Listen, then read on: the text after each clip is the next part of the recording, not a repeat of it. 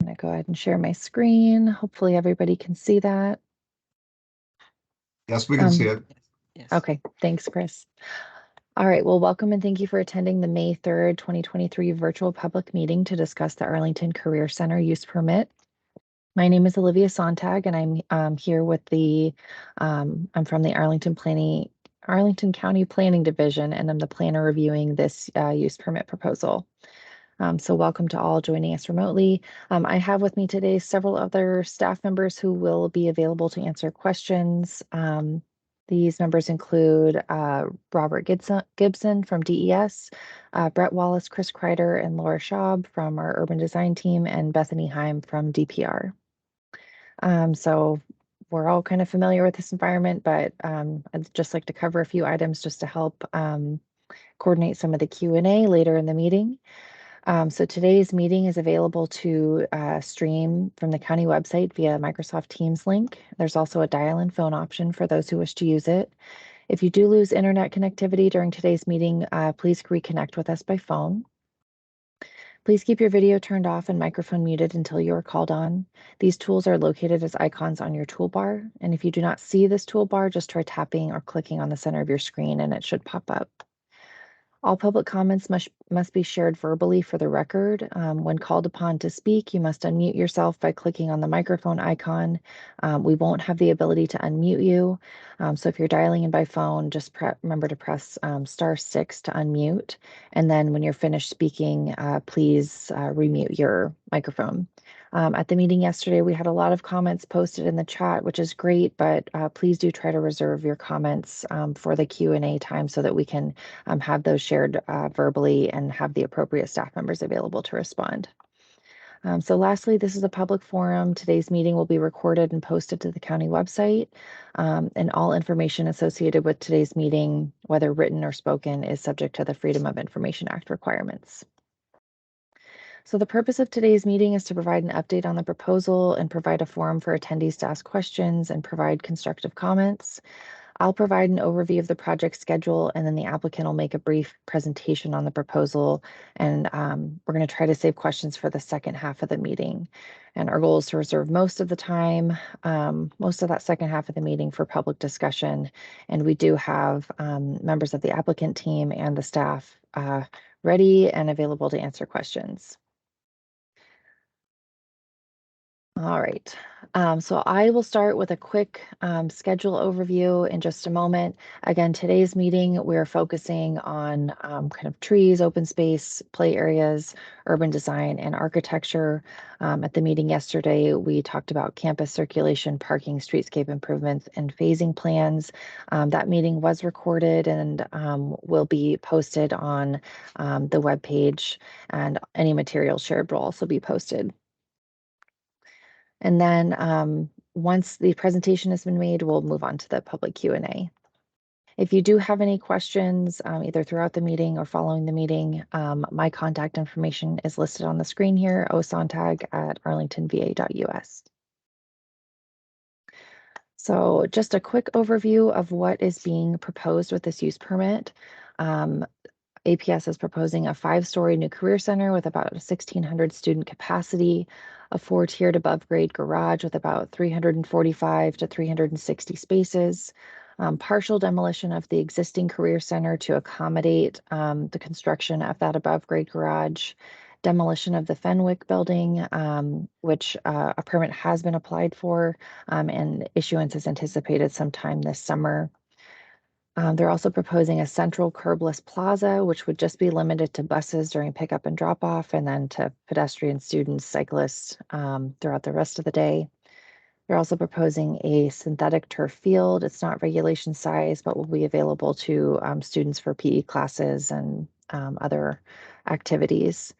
There are also a number of MPSA play area improvements proposed around the MPSA building, which we'll learn a little bit more about today.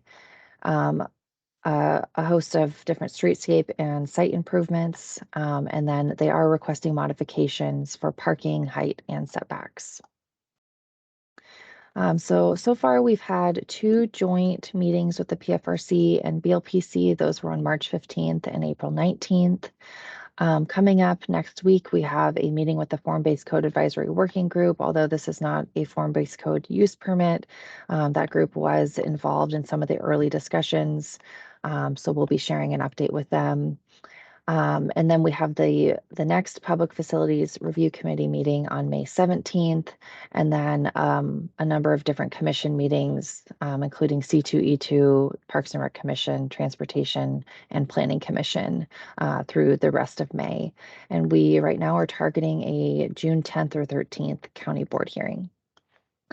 So with that, I'm going to pass it off to Steve and Jasmine for a presentation from APS.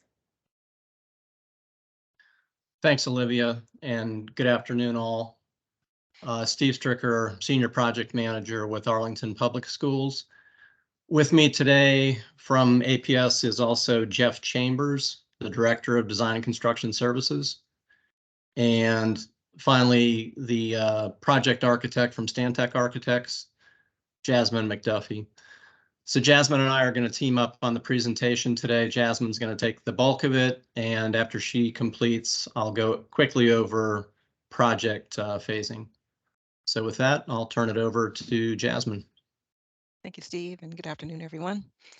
Just a reminder that the project requirements for this project were approved by the school board back in October 2022. And so those requirements are listed below. In terms of project schedule, everything that you see checked are items that we've completed. We're currently in the use permit phase. And so as Olivia mentioned, working towards a board meeting in June. In terms of additional community meetings, there will be a meeting in October. And the school board will be looking to review that construction contract in November. In terms of construction, the new ACC will begin December 2023 with a completion of December 2025. And the overall project will be complete summer of 2027. So we want to dive right in and talk a bit about kind of urban design, trees, play areas, talk a little bit more about this curbless environment. And so this is an overall campus plan.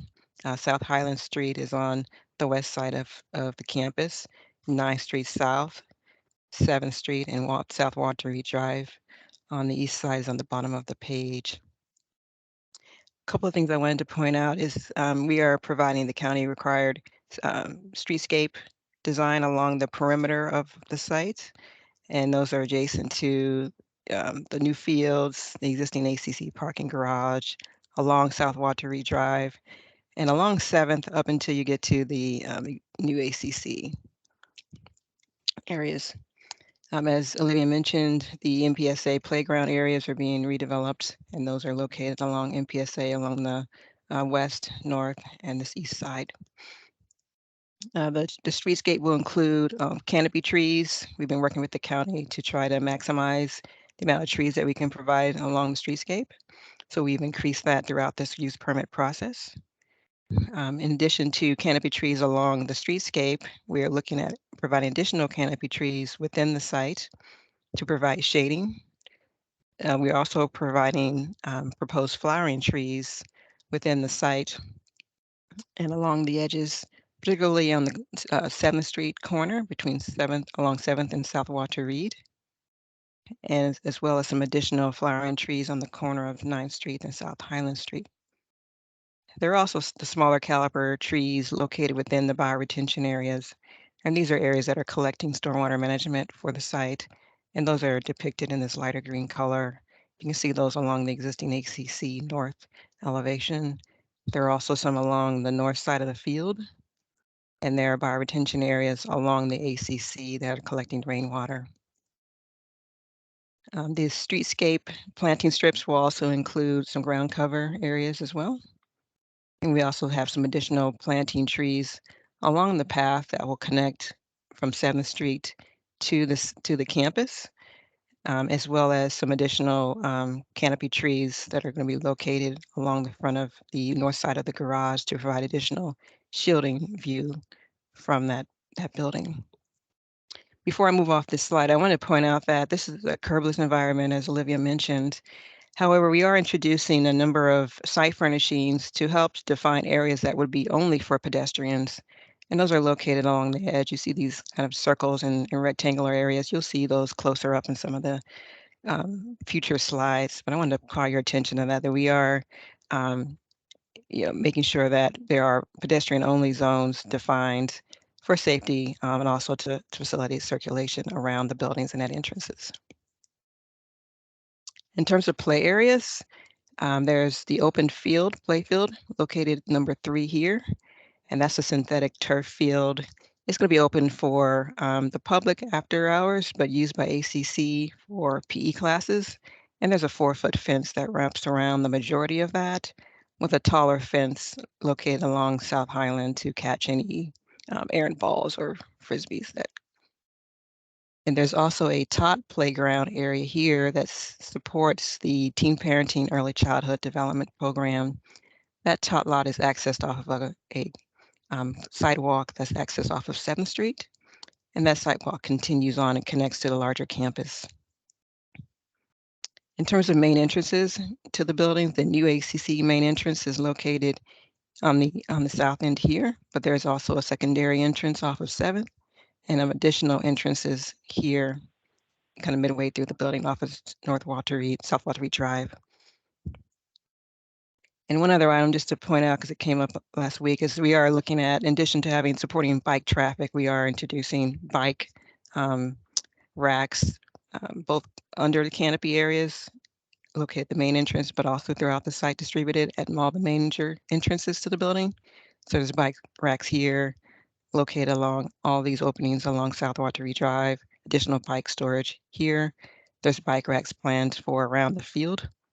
And we also are going to study additional bike racks at the existing ACC entrance. And there's a secure bike storage within the garage. In addition to looking at the site in terms of layout of trees, we also are studying and coordinating those trees with campus lighting, both street lighting that meets the county standard that's identified in pink, but also on campus lighting that's identified in blue. Some of our lighting paths are going to be lit by building mounted lighting, and that's identified by the red line along the edges of the garage, the existing ACC and the new ACC. This is a blow up of the entranceway. Just want to call attention to those benches and seating that I've identified a little bit earlier that helps to define pedestrian-only areas. You can see those identified here. You can also see the additional canopy trees to mark the entrance to the site. We're trying to maximize the use of trees on site and the introduction of some trees into those bioretention areas, as I mentioned earlier. And then you can see the bike racks both here, but also some that are under canopy cover. I want to point out that we, as much as possible, are preserving as many existing trees as possible. So you see some of those identified in this lighter yellow color on the corner of 9th and South Walter Reed, but also a larger tree located near the entrance to the library. The library entrance will be maintained in terms of that existing pathway. And this section provides you a scaled view of what that landscape area looks like at the entrance to the site. These are just some images showing that these bioretention areas from a urban design standpoint will incorporate some walls. Some of them will, some of them will not. But these are some images that we're studying in terms of the aesthetic of those. Some three-dimensional views showing the scale of those trees relative to the building and some of the lower planting trees as well, flowering trees you can see. You can also see the seating elements that help to define pedestrian-only areas located here, as well as across the curbless environment near the new ACC. Additional area views, same entrance view, again showing you the trees, but also you can see how these elements help to define those pedestrian areas separate from vehicular traffic areas.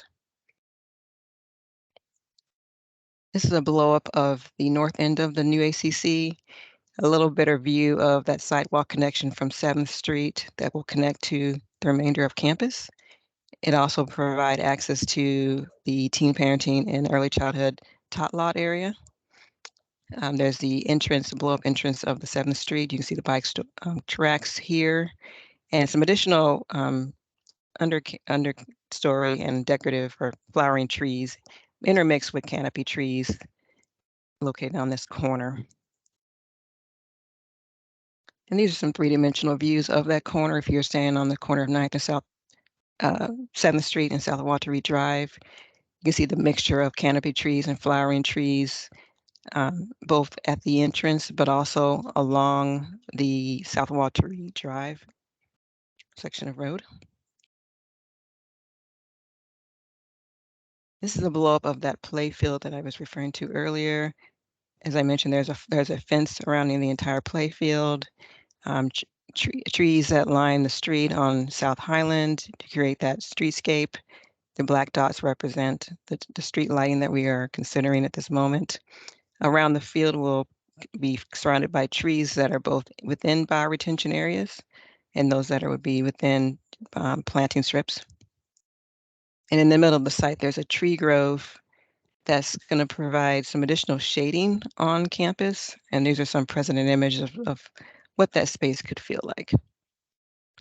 And additional trees are being included in the bioretention areas that are along the existing ACC. So trying to provide a number of trees within campus. These are three-dimensional views of that tree canopy grove in here. And what you're seeing in the background is the screen enclosure from automotive. And also, if you were to take it a little step further back from this image above, you'd see the canopy of trees, but also introduction of seating around planter areas with the scale of tree that would be located in those planted areas.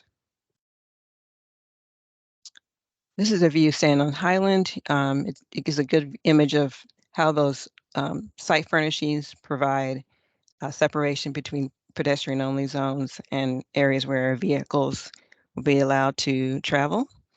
You can see the scale of the fence around the field, and as well as the amount of canopy trees that are being planted on site. This is an image of the bioretention area along the existing ACC, and on these ones we're looking at a fenced enclosure as opposed to a curb or a seat. Some additional views of the play field and of the bioretention areas along the north edge of the existing ACC. And then an aerial view of the play field, both with and without buses.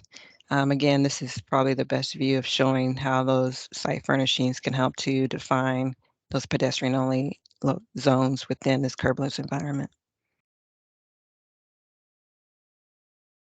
And we're continuing to work with APS on the design and selection of site furnishings, but these are some images that reflect the general idea of what we were considering here along the edge of those pedestrian-only locations. And just wanted to point out that this corner of the garage, again, looking at a combination of canopy trees, but also smaller understory or decorative flowering trees to provide shielding of the garage, both on this facade, as well as introducing trees to help shield the garage on the north facade. Next, I'm going to talk a bit about the architecture. This is the elevational view, and I'm going to show some three-dimensional views which provide a better understanding of how the building is massed, but these views indicate the general height of the massing of the building. So this elevation is the elevation along South Walter Reed Drive. The highest point of the building is measured at 78 feet. The lower end of the building towards 7th is 49 feet with the 64-foot height of the screen walls that enclose mechanical units. This is the facade of the building facing South Highland Street. Again, the taller story of the 5-story facade, both at the building 74, the units would be a little bit taller at 78. And these are the south and north elevations. The building steps down from the south end, all the way to the north end, intentionally to provide the building scale to be more in line with the buildings along 7th and across the street on South Walter Reed Drive. The building always also steps back towards South Highland Street for the same reason. We want to keep the scale of the building shorter along that South Walter Reed Drive. As the building steps back, we've introduced some outdoor courtyards, which will have some planters as well. In terms of the building materials that you're going to see in the next couple of slides, this building has a combination of masonry, metal panel, phenolic panels, which are high pressure laminate panels, and glass. And so these renderings, this area in gray, this lighter gray tone would represent masonry. This gray texture would represent metal panel. The green texture panels in here would represent the phenolic panels, the high pressure laminate, and then the glass and curtain wall systems, which provide the fenestration openings for the building. I want to point out that we are providing screen enclosures for the mechanical units on the roofs, and introducing some accent phenolic panels in areas with accent orange color to highlight a few areas in the building. This is an aerial view from looking from the Highland side. You can see the pop-up of the gym volume. The majority of this facade is masonry with some of those phenolic panel highlights, and in a darker masonry corner at the stair tower here. This is a street view if you're standing probably across the street from from the main entrance of the school.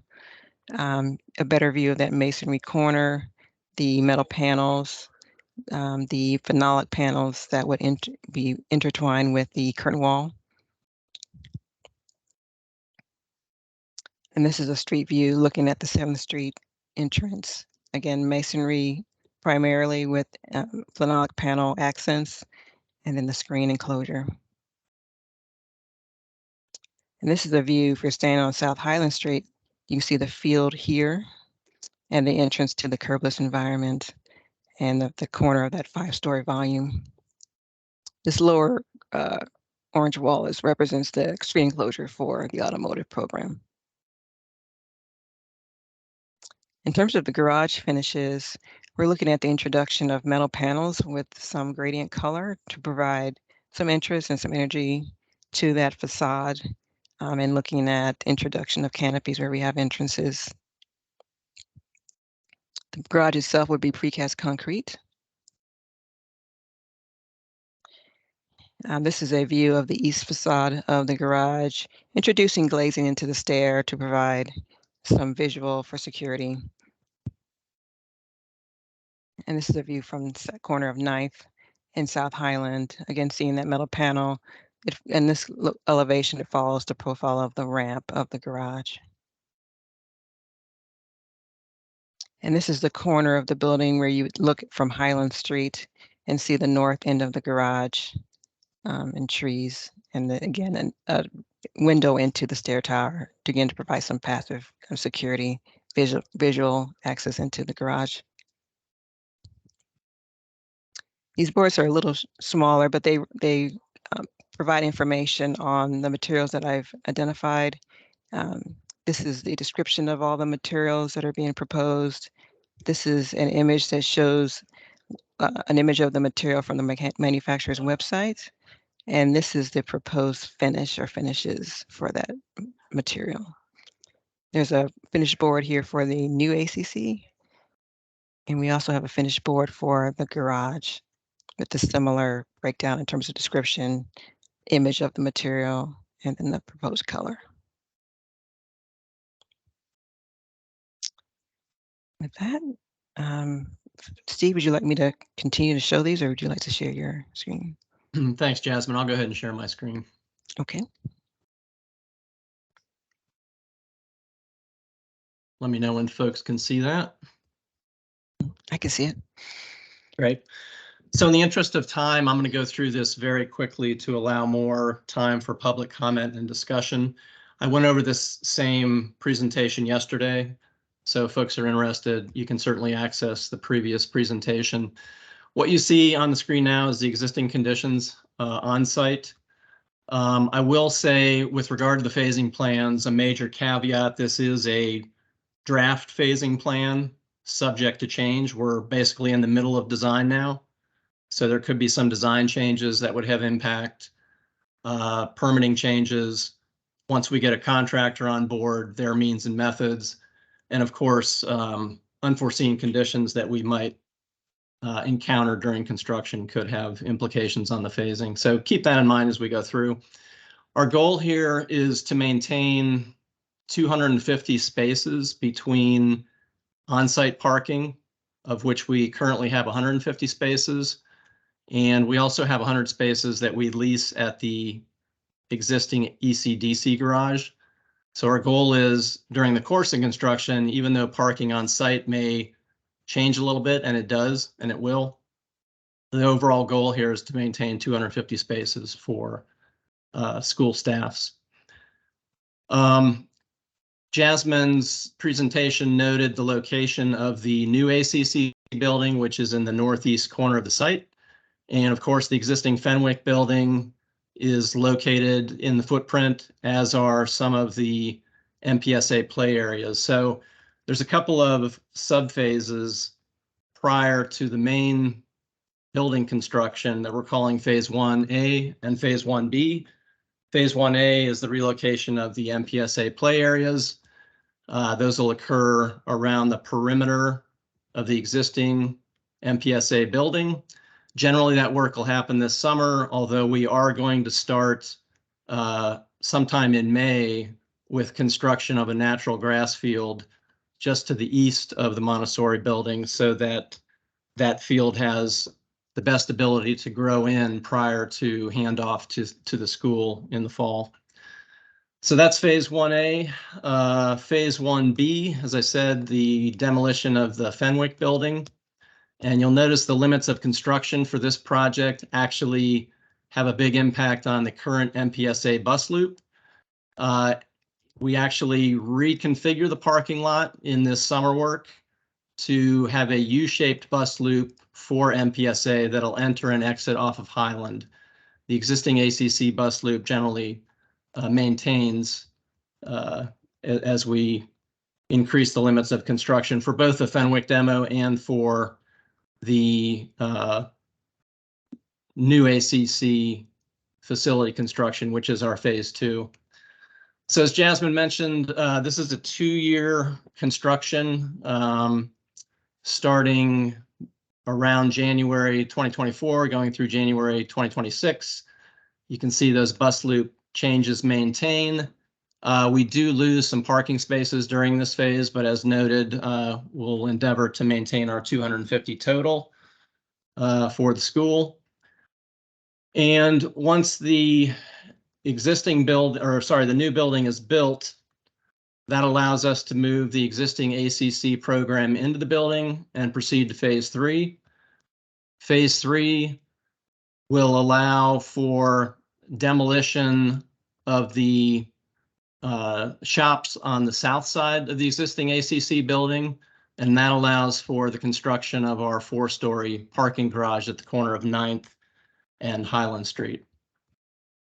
So once that work is complete, and that's about a year and a half, give or take, that allows us to proceed to Phase 4. During this phase, the parking garage is able to be occupied, therefore the parking on site is no longer needed. And that allows us to create our artificial turf field and basically finish up our site work on site, repaving of the bus lanes, drive aisles, etc. So that's a real quick snapshot at the phasing. And at this point, Olivia, I'll turn it back over to you so that we can get into public comment and question. Great, thank you, Steve. So yes, moving on to the Q&A portion of the meeting. We'll have approximately a little under 30 minutes. I do see one dial-in participant. So I'd like to invite you to ask any of your questions or comments now. This is the phone number ending in 0848, and you'll just need to press *6 to unmute. And if you don't have any questions, we can then move on to anyone joining virtually, and then I'll check in again towards the end of the Q&A to see if you have any remaining questions or comments.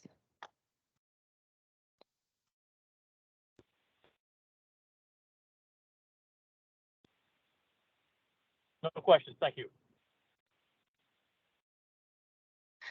All right, thank you.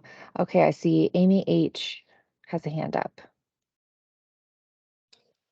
Hey there. Yeah, I have two questions. One is related to how exactly will the tot lot be accessible after hours, so not during school hours, but for the community after hours. The second question I have is exactly how large the green space will be that is proposed for the Career Center students.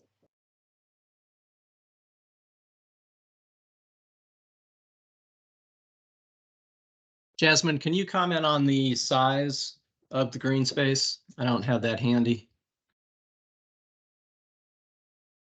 In the meantime, the access to the play areas, there will be a gate that will make it accessible, similar to like we have at Fleet in the fences that surround the play areas.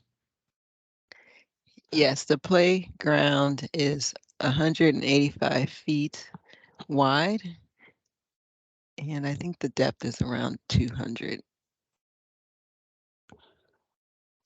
So feet long. You said the playground is at the green space for the ACC students? Yes, the new turf field. Okay. Thank you. So for anyone else joining via Teams, just please use the raise your hand function if you'd like to offer a comment or question, and then I'll call on you in order. And it looks like Eileen has her hand up. Thank you. So how much electricity is being produced on site?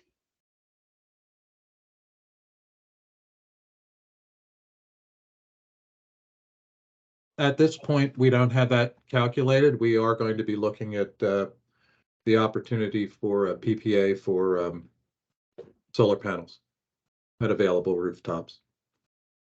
I'm sorry, a PPA? Power purchasing agreement, which is how APS puts solar panels on our buildings.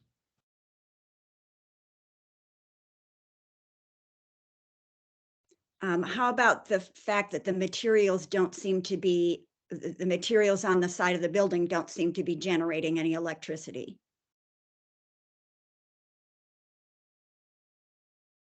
They are not at this point.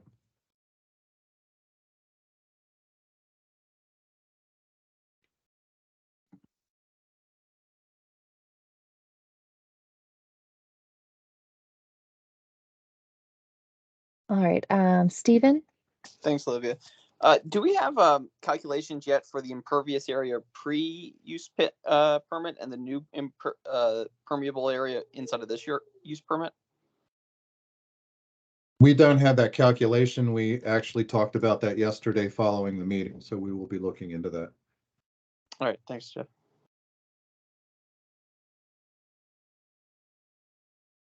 All right, Amy, I don't know if that's just a residual hand. Okay, and same with Stephen. Stephen, do you have any other questions? I think you're the only one with your hand up now. Dropped it. So just for the record,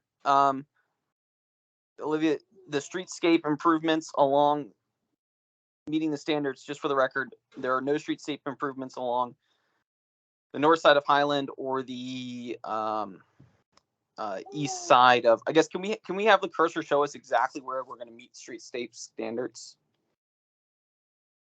So the areas where we will not be improving the streetscape at this point are those adjacent to the existing MPSA along South Highland, if you can see my cursor, and along 7th Street. The rest of the perimeter of the site will receive streetscape improvements as part of this project. And just to confirm, you are doing ground disturbing activity in that area as well, correct? Yes. Okay.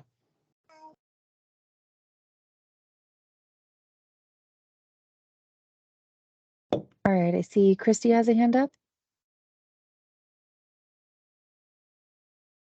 Hello, can you hear me? Yes. I have some more specific questions about the fence. I've been doing more research on this. So the new turf play area, currently that has the 6-foot fence around it.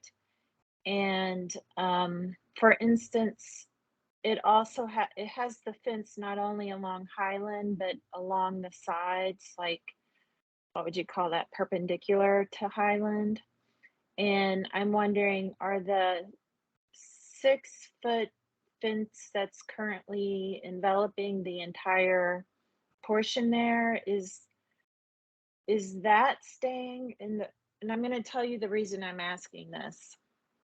I think all along we've said in the neighborhood we're very concerned about access to play areas for kids, especially the kids that live across Walter Reed in those historic apartments, because the playground that's currently the current playground that was old Patrick Henry, now MIPSA, is the only play structure that those kids have. So the Fillmore apartments across the street don't have any play structures. And so it's overall very important that that play structure gets replaced somehow, that's accessible outside of school hours. And my question is about how the fencing is going to work, because I know there's been issues with locking the gates on the weekends. And so I'm wondering about the new fencing going around, what parts of it are actually going to be accessible in a granular detail, because this is, I think, something that maybe people haven't thought about, that I've been doing more research on.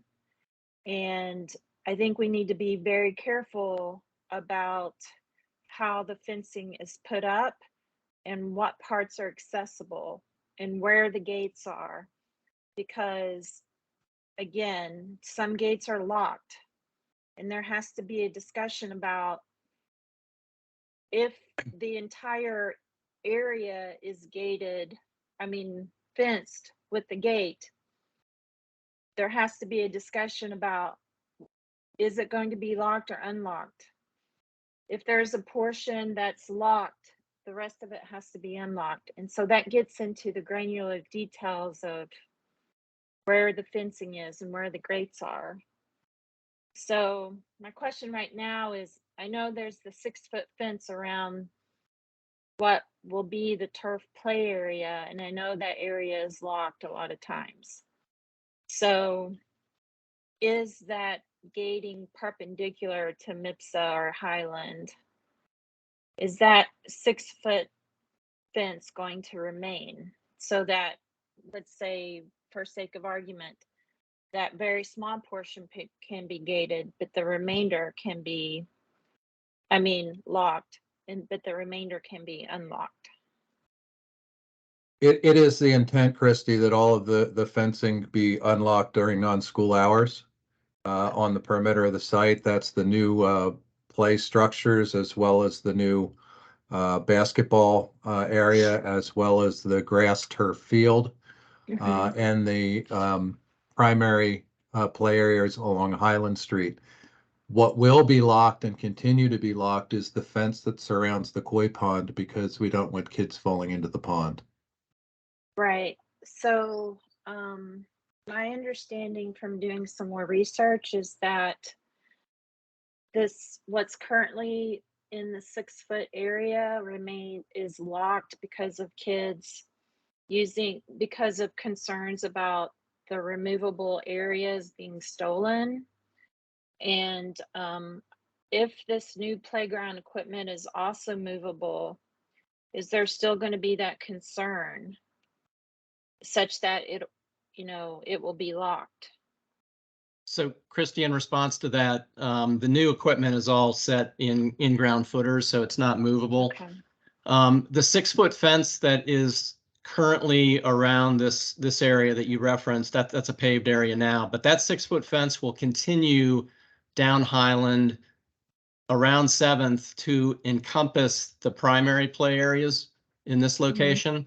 There's a 4-foot fence that will encompass the areas to the east, including the new grass field and the playgrounds down here.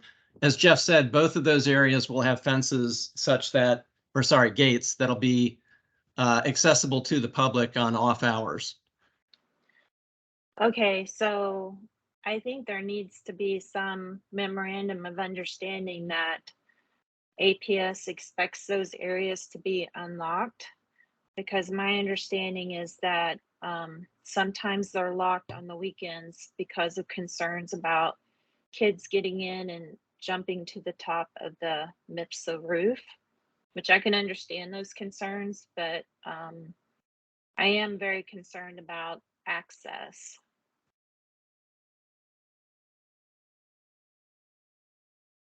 Jeff, anything you want to It add? is APS's standard policy not to lock play areas, so if you have an issue or concern, please bring it up to our attention and we will share it with powers that be.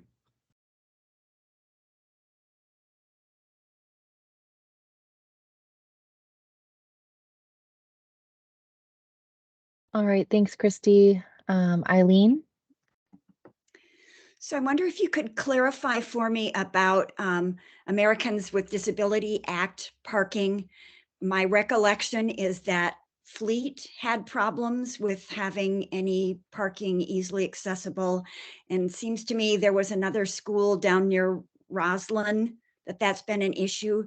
So where is the nearest place that a teacher who breaks their left leg can park? The way the Americans with Disabilities Act works is that you need to provide X number of spaces where you provide parking. Our parking garage is going to have handicap spaces and will be fully accessible. As APS had determined, we have always said that we will work with the county to provide on-street parking in addition to the ADA parking that we're providing. And in this case, we're currently working with Complete Streets and with the county with regard to having handicap parking on the street near the entrances. We don't have the full number. We don't have it finally confirmed as to what the number will be, but we're currently looking at spaces on 7th Street, which would be right adjacent to the 7th Street entrance, and also some on South Walter Reed that would have access to the current library, the existing ACC, as well as the building itself. Okay, and as long as I've got you talking parking a little bit, could you refresh me about what are currently a lot of the parking across on Walter Reed?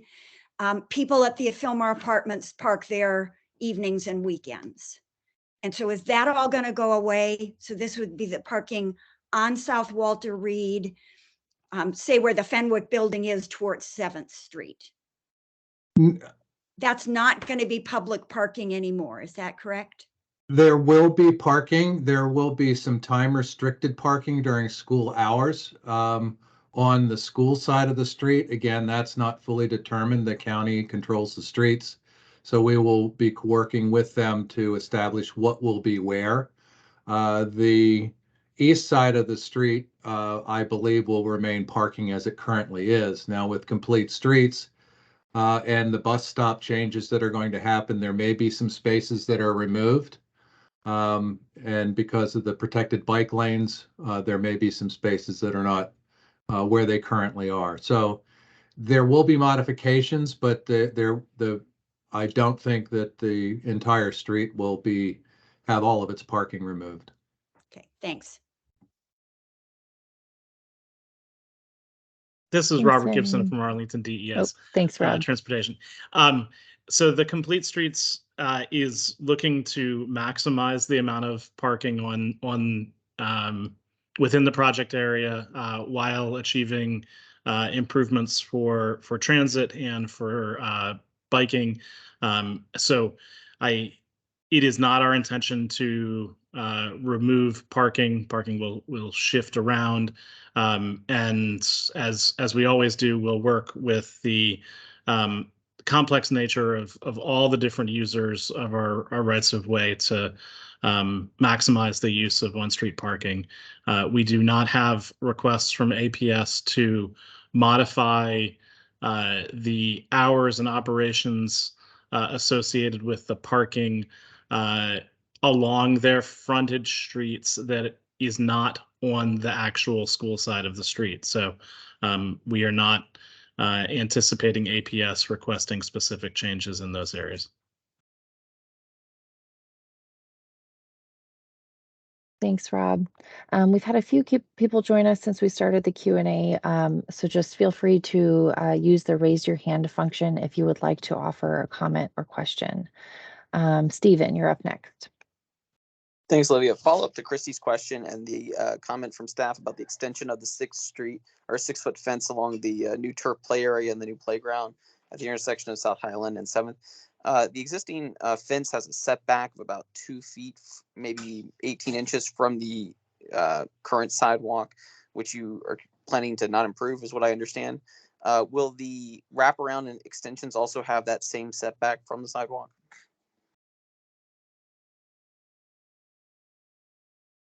Jasmine, I don't know if you can answer that. I don't have the plan in front of me to be able to answer that with accuracy. I think it'll generally be in the same place, but we can certainly get back to you on that with a little bit more detail. Steve, we'll have to get back to Mr. Hughes on more detail. I believe that it actually is getting pushed back a few extra feet, so we'll have to provide detailed information when we go to the Planning Commission and Transportation Commission in those areas. Thanks. Just the final fence location is key for the shy zone from the sidewalk.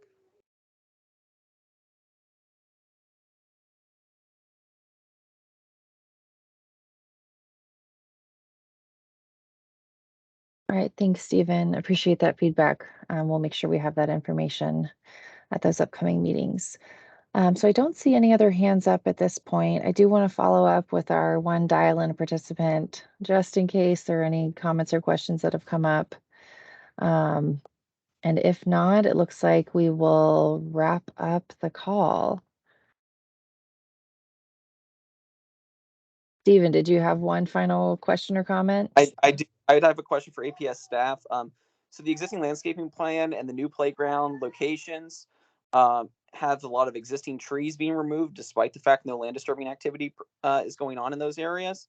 Was any consideration given to a more biophilic design that would incorporate those existing trees and provide improvements, such as, for example, the playground area across from on Glebe, provided by the near Glebe Elementary, that's provided by the church. That's one of the examples in the community. Another example would be Oak Grove Park up in within the county's purview. So just a question for staff to see, or for APS, if those thoughts have been explored. We actually looked at preserving a lot of trees where we could. A lot of them are not high quality, and we worked with county arborist and looked at all of the trees, and we are saving some in locations that probably were not ideal, but we felt that we wanted to save what we could. And I do appreciate, Mr. Chambers, the attempt to save the one at the Garfield and 7th Street, the ginormous one. I did note that in your plan, so I hope we'll see if it survives. So thanks for the attempt, at least.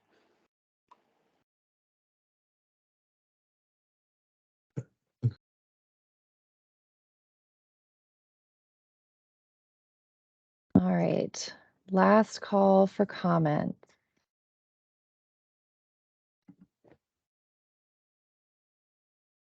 Christy. Yeah. So just to be on the record again, I think that even if you were going to keep the 6-foot fence around the new turf play area, the area that goes around the new playground on the northern corner, on the corner of South Highland and South 7th Street, that should be a 4-foot fence in accordance with all other APS properties. I think from a neighborhood perspective, we'd also like to see an improved fence, and such as like the fencing they have around Fleet, and obviously not a 6-foot chain link fence. And again, even if you wanted to keep the 6-foot fence around what's now, I think concrete or asphalt, in order to keep, you know, the littlest kids in, I think the new playground, a 4-foot fence would be certainly sufficient and consistent with all other APS playgrounds. And I'd also like for the record to state that the neighborhood would really wants to see the improvements around the entire, the sidewalk improvements around the entire Career Center site. It's very unclear to us why you're not improving South Highland and South 7th around the existing MIPSA. It just doesn't make any sense when, as Mr. Hughes said, that you're doing ground disturbing activity, but you're not making the sidewalks ADA accessible. I simply don't understand that. And that's especially true when the final version of the use permit doesn't tear down MIPSA. If you were tearing down MIPSA, I would, you know, leave that to another day. But the fact that you're leaving MIPSA and you're not improving it, it makes no sense to me. So thank you. Yeah, just to comment on that, and we have had conversation with the county. The board's current direction is that MPSA will be a future project quickly following this new ACC building. And with the development of that site, we will be improving. When that gets happened, we will obviously have to continue the street improvements around that portion of the site. It's a waste of taxpayer dollars to make improvements that you may have to tear out depending on how that site portion of the site gets developed. So that's the reason why we are asking not to put that improvement in at this point in time. And as far as the fencing goes, as I said, we will make it accessible. There are security safety issues that have been raised because of the playground being so close to the sidewalk. That's why the fence was changed when MPSA moved into that building a few years ago. It used to be a 4-foot fence. May I respond, Olivia? Yes, go ahead. I appreciate that. I still, I think the disconnect between us is that, you know, you're saying in the future MIPSA is going to be torn down, and I'm saying that if you had a use permit that showed that, then I think, you know, as you said, not improving at this moment would be okay, but this neighborhood has been told many things by APS that never came to fruition. And so I think that, you know, whatever that, even if it's green space or it's a field, whatever's going to be there, you have to have it ADA accessible. And so I understand what you're saying about taxpayer money. I don't want to waste taxpayer money either, but I just think that if we don't get it now, we're never going to get ADA accessible sidewalks around. That's just our position. Thanks. All right, thanks, Christy. Eileen. Thank you. So I just want to repeat the energy concerns that I've been expressing through this whole process, that Arlington Public Schools is going to put up a building that has at least 100-year lifespan expectancy. They're expecting the existing ACC to stay for at least another 50 years. All of that during dire climate change. All of that in the face of the community energy plan that says the buildings are supposed to produce some of their electricity. I think they should have planned for geothermal. I think they should have solar panels, and I think they should be using materials on the building facade that actually are generating electricity. When they talk about not wasting taxpayer dollars, they're perfectly content to waste taxpayer dollars, assuming that Dominion will somehow magically come up with renewable energy for the site, when I don't think that's guaranteed at all. The building's supposed to open in 2027, and that's only 8 years from the time when Arlington's community energy plan has said we're supposed to be self-sufficient in renewable energy by 2035, to the best of my recollection. So I think it is, I think it's terrible planning that this has not been included in this site. It's now making it so much more of a heat island. I agree with Christy that the tear down of the MPSA should be part of this use permit. To tell the community, okay, it's going to take 4 years of construction because that's what they've bounded the plan with, when you know that there's still going to be construction for the current ACC, and that we certainly all want MPSA to be destroyed. I think that's also very poor planning. I think that's not being helpful to the neighborhood at all. So I think the energy concerns are enough that the use permit should be denied until APS adds renewable electricity generation as part of the site. All right, thanks, Eileen. APS, I did want to give you an opportunity to respond quickly. We have about 2 minutes left, and then we'll jump to Kelly. APS is actually putting in a heating system that could be converted to a ground source heat pump. We have a lot of rooftop equipment. This building is a very complex building with all of the educational needs that it has within the building itself. And you know, we are committed to making our buildings as energy efficient as we can and as green as we can, and we have been doing that for years. Our first choice here was ground source heat pump, but in order to keep our educational mission on this site, there was no place to put the wells. So we are looking at mostly electric. The one thing that is a misnomer that most people don't realize is that electric heating systems do require heat backup, and they are not really ready for the current desire to turn everything electric. And so we are looking at that. We constantly look at that, and we are looking to make the building as electric as possible. And as I said, we're putting in a system that could be converted to a ground source heat pump system. Unfortunately, with the ventilation and requirements for this building, we do not have a lot of rooftop available to put solar panels on. As far as skin materials being done as solar panels, it's very cost prohibitive to do that, and it's not truly a proven technology at this point. So, All right, thanks, Jeff. Kelly? I just want to note, as a parent of the 3 children at that school, MPSA, that we're talking about knocking down, the community at MPSA is aware of that.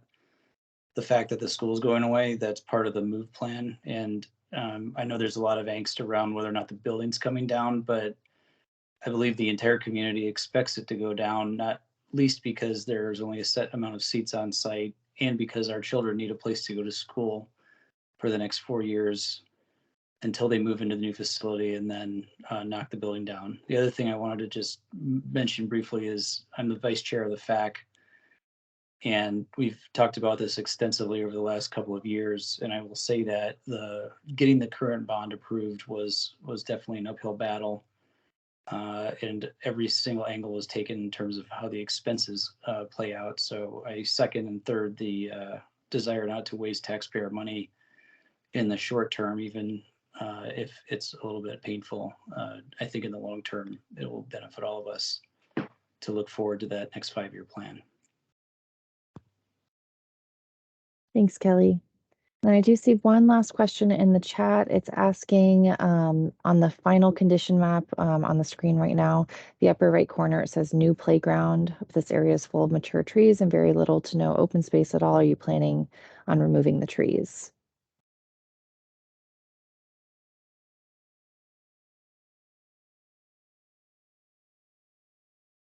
Steve or Jasmine?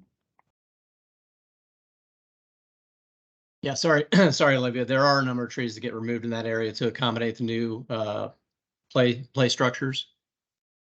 We are as Jeff said, trying to leave as much planting in place as we can, given the need for the play areas. Okay, thanks for that response. All right, well, thank you everybody for joining today. Sorry we went over just a few minutes. Again, all of these, the recordings from yesterday and today will be posted on the Career Center County webpage. We'll also have all the materials posted. And I've also provided my contact information in the chat if you do have any follow-up questions, but we'll get those materials posted in the next day or so. And thank you again for joining and have a great rest of your afternoon. Thank you, Olivia.